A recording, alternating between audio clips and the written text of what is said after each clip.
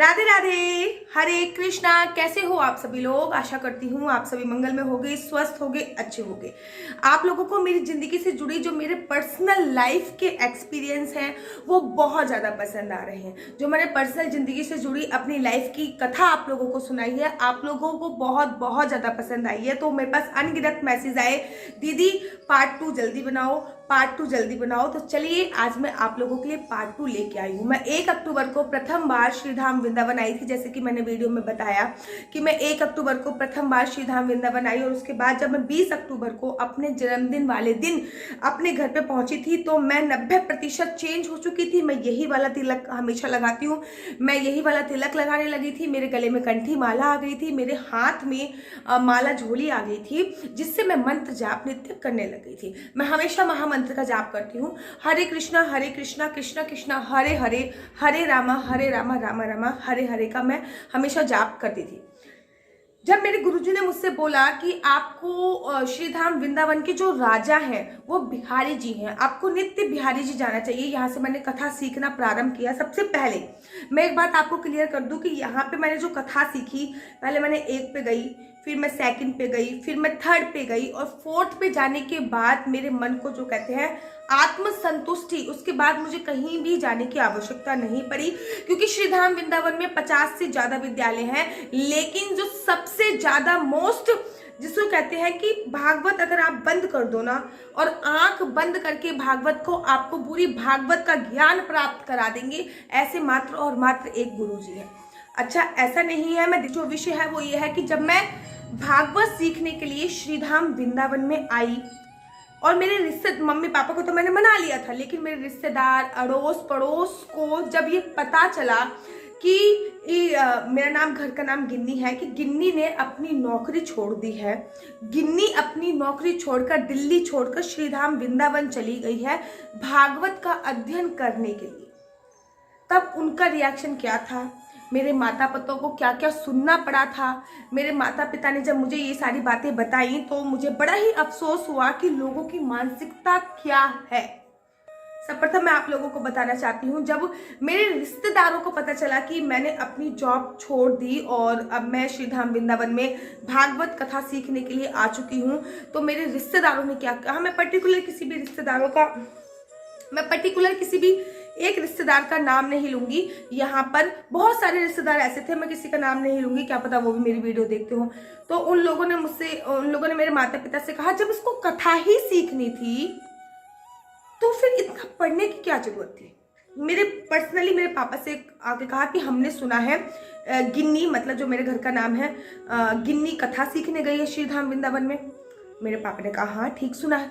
तो जब उसको कथा ही सीखनी थी, ये तो गवारों वाले काम है, अनपढ़ गवार भी लोग कर लेंगे, जब कथा ही सीखनी थी तो इसको इतना पढ़ने लिखने की क्या जरूरत थी, क्यों डॉक्टरेट करी, इतना सारा पैसा पढ़ाई में क्यों फूका, क्यों पढ़ाई में इतने साल खराब करे, जब कथा ही सीखनी थी तो इतनी पढ़ाई की आवश्यकता क्या थी। मेरे पापा ने कोई रिप्लाई नहीं दिया, वो आ गए। और रिश्तेदारों ने क्या कहा वो मैं आपको बताती हूँ कि मेरे को क्या क्या सुनने को, जो मेरे माता पिता को सुनने को मिला। अड़ोस पड़ोस के जो लोग थे उनको सुनने को मिला। अड़ोस पड़ोस के लोगों ने क्या कहा कि अच्छी खासी नौकरी कर रही थी, अच्छी खासी लड़की थी, अचानक से इसको बाबा बनने का शौक चढ़ गया और वो अब बाबा बनने के लिए श्रीधाम वृंदावन चलेगी। लोगों ने यहाँ तक भी बोला कि श्रीधाम वृंदावन में जाकर अब वो एक साध्वी सन्यासी बन जाएगी और अपने परिवार का जो जीवन है ना वो तार देगी। तारने का अर्थ अर्थात जो परिवार की जो लाइफ है, लाइफ स्टाइल ही चेंज करेगी, जाके अनाप शनाप पैसा कमाएगी और परिवार की पूरी लाइफ स्टाइल चेंज कर देगी। जबकि उन लोगों को ये नहीं पता था कि मेरे माता पिता ने पहले ही मुझसे संकल्प ले लिया था कि मैं कथा करने के एक भी पैसा नहीं लूंगी, कि तुम क्षत्रिय वर्ण हो, राजपूत हो, तुम कथा करने के एक भी पैसा नहीं लोगी। इसका मेरे माता पिता मुझसे संकल्प ले चुके थे, लेकिन बिना ये जाने वो लोग अपने विचार व्यक्त कर रहे थे। विचार व्यक्त कर रहे थे। और मैं यहाँ पे कंटिन्यूसली बिना किसी मम्मी से मैंने वार्तालाप करनी थोड़ी कम कर दी थी, क्योंकि ये सारी बातें मुझे कहीं ना कहीं अंदर तक चुभती थी, मुझे कहीं ना कहीं अंदर तक फील होता था ये सारी बातें, पता नहीं क्यों मैं मेरी वजह से मेरे माँ बाप को ताना सुनना पड़ रहा है। मैं तो यहाँ पे आ गई थी, मेरे माँ बाप मुझे ये सारी बातें बताते भी नहीं थे, क्योंकि मैं तो श्रीधाम वृंदावन में आ गई थी।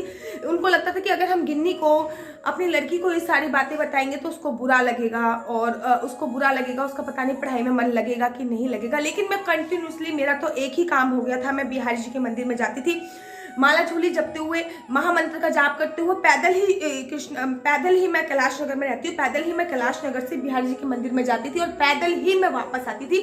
2.5 किलोमीटर के आसपास मेरे घर से पड़ता है, 2.5 किलोमीटर जाती थी और 2.5 किलोमीटर वापस आती थी। तो 5 किलोमीटर में मंत्र जाप करते हुए जाती थी, मंत्र जाप करते हुए मैं अपने वापस आती थी। 2 महीने मुझे कथा सीखते हुए हो गए थे। जब 2 महीने मुझे कथा सीखते हुए हो गए और 2 महीने के बाद आई, 2 महीने मुझे कथा सीखते हुए हो गए थे, 2 महीने के बाद आई दिवाली और मेरा दोबारा से दिल्ली जाना हुआ। जब मेरा दोबारा से दिल्ली जाना हुआ तो दिवाली पे सब लोग गेट टुगेदर करते हैं, पर्सनली सब मिलते हैं, चाचा वाचा बुआ बुआ अड़ोसी पड़ोसी सब आते हैं। और मेरा बिल्कुल लुक चेंज था, मैं तिलक लगाने लग गई थी, मेरे कंठी माला थी और मैं फ्री बैठी हुई थी। तो दिवाली पे जब काम वाम सब समाप्त हो गया तो मैं अपनी माला झोले लेके माला जप रही थी। मेरे कुछ रिश्तेदार आए मुझसे, तो उन्होंने आते ही मुझसे बोला अब तुम्हारे पैर छुएं या तुमसे राधे राधे बोलें या तुम्हें प्रणाम करें। मैंने कहा मैं समझी नहीं। कह रहे अब तो तुम सन्यासन हो गई हो, अब तो तुम बाबा बन गई हो। मैंने कहा भैया पहले मैं एक बात आप लोगों को क्लियर कर दूं कि मैं कोई साधु संत सन्यासी नहीं हूं और ना मैं उनकी तरह बन सकती हूं। मैं एक आम लड़की हूं। क्या आम लड़की को माला झोली जपने का हक नहीं है? क्या मंत्र जपने का हक आम लड़की को नहीं है? क्या कंठी धारण करने के लिए आप लोगों को साधु संत होना जरूरी है? क्या तिलक लगाने के लिए साधु संत होना जरूरी है? इतना बोल के मैं अपने अंदर चली गई थी। मुझे को पता है कि दिवाली पे बहुत सारे रिश्तेदार आए थे और सबके अलग अलग क्वेश्चन थे, सबके अलग अलग आंसर थे। कोई एक मेरा मिलने वाला मेरे से आया था, तो उन्होंने मुझसे बोला कि बेटा मेरे को एक चीज नहीं समझ में आ रही, इतना पढ़ने के बाद कथा कौन सीखता है? तुमने ये वाली फील्ड क्यों चुनी, ये वाली लाइन क्यों चुनी, तुम क्यों इस फील्ड में गई? तो मैंने उनसे बोला था, मैंने कहा माफी चाहूंगी अंकल जी, पहली बात ये मेरी फील्ड नहीं है, मेरी फील्ड योगा की है, मैं योगा ट्रेनर हूँ, मैंने सारी पढ़ाई योगा में करी है, तो मेरी फील्ड योग आयुर्वेद नेचुरोपैथी है, मेरी फील्ड भागवत नहीं है। और मैंने कहा ये फील्ड नहीं है, ये मेरी सीढ़ी है। कह रहे मतलब सीढ़ी है, हम समझे नहीं। मैंने कहा भगवान तक पहुंचने की मेरी सीढ़ी है। मतलब अब तो जब दिवाली पे मेरे रिश्तेदार आए तो उन्होंने मेरे माता पिता से बोला अरे भाई अब तो तुम्हारे घर में धन दौलत की कोई कमी नहीं होगी, अब तो तुम्हारी लड़की कमा कमा के घर भर देगी। उन्होंने तो धंधा खोल लिया है। धंधा इन द सेंस कथा को बेचने का धंधा। उन्होंने यही वर्ड यूज किया था, जो वर्ड मैं आप लोगों को बता रही हूँ सेम उनके यही वर्डिंग थे। हम लोगों ने सबकी बातें इग्नोर मारी, मेरे माता पिता ने। मैंने दिवाली करी और दिवाली करने के तत्पश्चात मैं श्रीधाम वृंदावन वापस आ गई। मैं श्रीधाम वृंदावन वापस आने के बाद मैं फिर श्रीधाम वृंदावन वापस आने के तत्पश्चात मेरा दिल्ली जाने का मन ही नहीं हुआ दोबारा से। ना मैं दिसंबर में दिल्ली गई, ना मैं जनवरी में दिल्ली गई। हाँ, इस बीच में हुआ क्या कि जी मुझे श्रीधाम वृंदावन में मकान दिला दें, ऐसा विचार मेरे मन में कार्तिक के महीने में आया था। जब मैं कार्तिक के महीने में बिहारी जी जाती थी, कार्तिक के महीने में बिहारी जी में ना दीप दान का अपना एक विशेष महत्व होता है। कार्तिक के महीने में लोग दीप दान करते हैं। मैं बिहारी जी जाती थी, आंखें बंद करके मैंने ना एक कोना पकड़ रखा था। मतलब बिहारी जी के मंदिर में बहुत सारे खंबे हैं, एक कोना पकड़ रखा था। कोने को जैसे कि मान लीजिए ये मेरा कोना था, कोना पकड़कर मैं कोने पे ऐसे मत्था टेक कर नॉन स्टॉप केवल और केवल बिहारी जी को देखती रहती थी। बहुत देर तक मैं बिहारी जी को देखती रहती थी और मैं उनसे बातें करती थी। अब मैं यहाँ पर आ चुकी हूँ ना, अब मुझे यहाँ से दूर मत करना।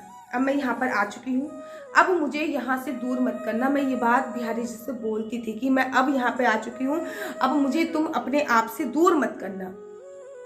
अचानक से बिहारी जी की मेरे पर कृपा हुई और मैंने श्रीधाम वृंदावन में अपना मकान लेने के लिए खोजबीन चालू कर दी। अचानक से मेरे मन में विचार आया और मैंने मकान लेने के लिए श्रीधाम वृंदावन में खोजबीन चालू कर दी।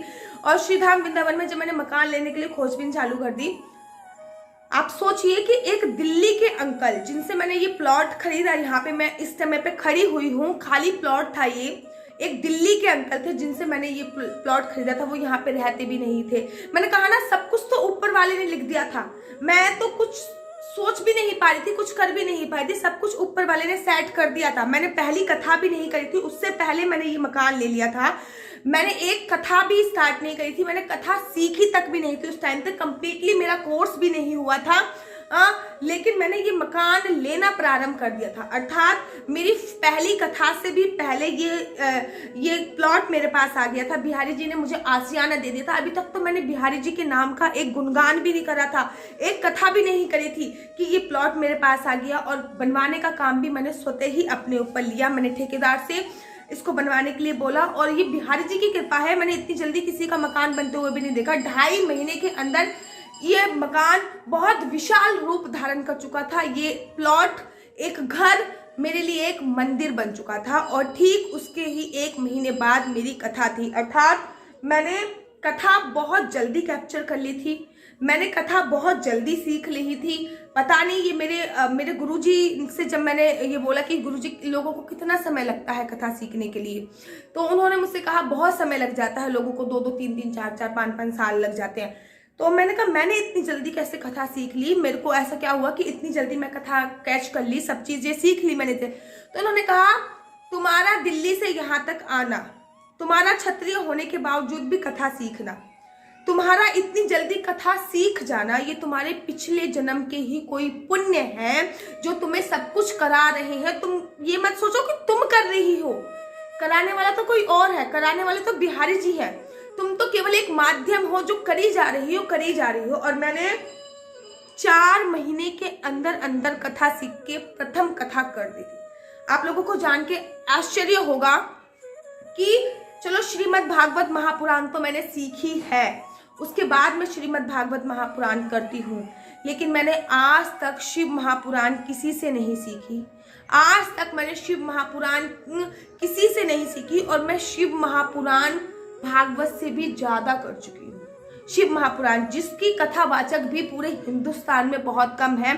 भारत में 2-3 ही लड़कियां ऐसी हैं जो शिव महापुराण करती है, क्योंकि जो शिव महापुराण है वो बहुत ज्यादा टफ पुराण है, बहुत ज्यादा कठिन पुराण जिसे कहते हैं, जिसको पढ़ना बहुत ज्यादा मुश्किल होता है। मैंने कम से कम 15 से 16 बार शिव महापुराण पढ़ी, और मैंने प्रथम शिव महापुराण मध्य प्रदेश में करी, द्वितीय शिव महापुराण मैंने दिल्ली में करी, उसके बाद मैंने शिव महापुराण ही कंटिन्यूसली करी। और मैंने इतनी सारी शिव महापुराण करी क्योंकि मेरे मन में बहुत सारे डाउट थे भागवत को लेके, जो डाउट भागवत में क्लियर नहीं हो रहे थे। तो मैंने कहा मेरे डाउट है कुछ, वो भागवत में क्लियर नहीं हो रहे। अपने गुरुजी से पूछा तो उन्होंने कहा शिव महापुराण की स्टडी करो।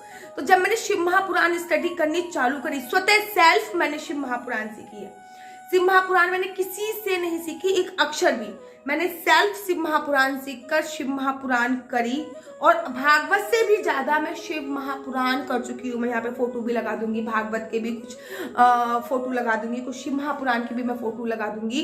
और जब मैंने पहली बार दिल्ली में कथा करी तो मुझे उम्मीद नहीं थी कि इतने लोग आएंगे। मैंने कहा यार पता नहीं कितने लोग आएंगे, कितने लोग नहीं आएंगे, कैसा होगा, क्या क्या होगा, कुछ समझ में नहीं आ रहा था कि कितने लोग कैसे आ पाएंगे।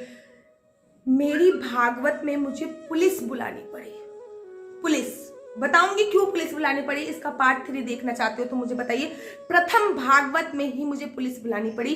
क्यों बुलानी पड़ी पुलिस, अगर इसका आप 3rd पार्ट देखना चाहते हैं तो फिर श्री धाम वृंदावन में मैं रहने कैसे लगी, मेरे घर में मैंने जब गृह प्रवेश किया तो कैसे किया, फिर मैं 3.5 साल वृंदावन में कैसे रही, मैं वृंदावन में ही मेरा विवाह कैसे हुआ, बिहारी जी ने हमें कैसे मिलाया, ये सारी स्टोरी जानना चाहते हो तो मुझे कमेंट कीजिए। मैं इसका पार्ट 3 भी जरूर और जरूर बनाऊंगी। और कैसी लगती है आपको मेरी वीडियो, अगर आपको मेरी वीडियो अच्छी लगती है तो आप अपना यूट्यूब चैनल हरि बोल को लाइक शेयर सब्सक्राइब करना बिल्कुल भी मत भूलिए। तब तक के लिए मुझे दीजिए इजाजत। राधे राधे, हरे कृष्णा, हरि बोल।